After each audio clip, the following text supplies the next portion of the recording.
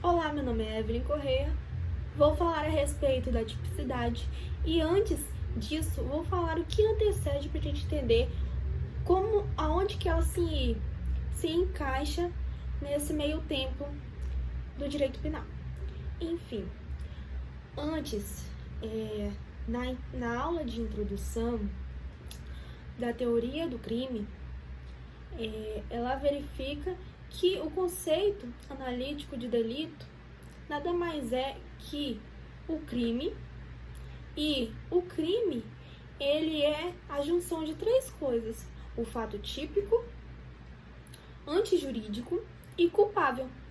E no fato típico nós temos 4 elementos, que é a conduta, o nexo causal, o nexo de causalidade, o resultado e a tipicidade. E hoje a gente vai falar a respeito da tipicidade. A tipicidade ela é dividida em duas: a tipicidade objetiva e a tipicidade subjetiva. Ao tratarmos da objetiva, ela também se divide em duas, que é a formal e a material. Na formal, a gente vê aí a adequação da conduta, do fato, com a previsão legal, com a lei penal. Um exemplo disso é o artigo 121 do Código Penal, que traz aí matar alguém. E fazendo uma relação aí com um exemplo, uma historinha, se um indivíduo for lá e matar alguém, a previsão legal que se encaixa, se adequa perfeitamente a esse fato é o artigo 121 do Código Penal. Então, essa é a tipicidade formal. A tipicidade material, ela vai aí trazer a comparação entre a conduta praticada e o seu resultado obtido. Então, ela vai fazer aí uma comparação de que aquela conduta que aquele indivíduo praticou, se ele tem relevância, se ele tem um significado, uma lesibilidade significativa. Então, para que o fato seja considerado materialmente típico, ele precisa possuir uma conduta que seja relevante, mas também ele precisa possuir um resultado, né? Um resultado, o dano causado, que precisa ter significância.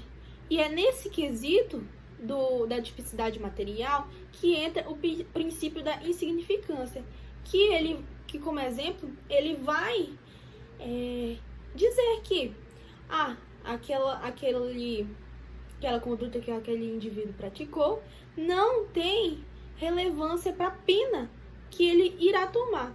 Um exemplo disso é, novamente, o artigo 121 do Código Penal. Um exemplo é uma mulher grávida.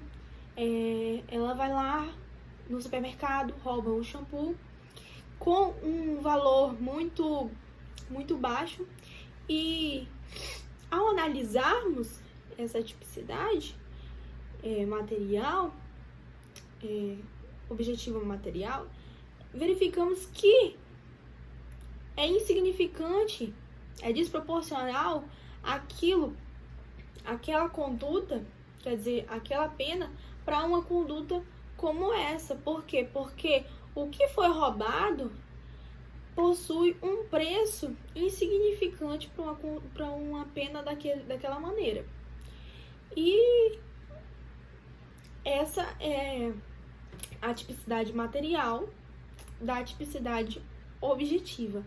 Agora vamos falar para a tipicidade material. A tipicidade material, ela vai fazer então uma relação de que se a pessoa praticou aquela conduta com dolo. O que é um dolo?